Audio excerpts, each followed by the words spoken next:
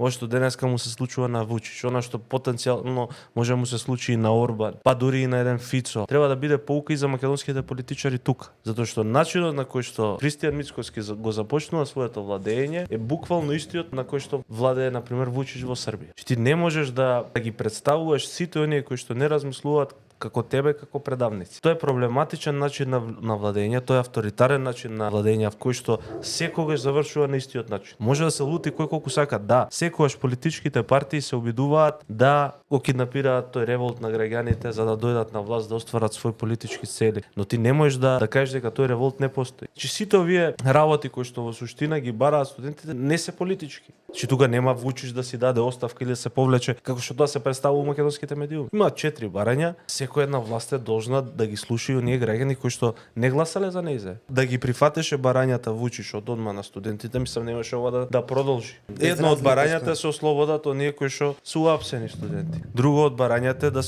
одговараат тие кои што ги нападнаа студентите на факултетот за драмска уметност, кои што протестираат против уривањето на стрешница. Мислам, тоа се легитимни барања. Не се тие политички.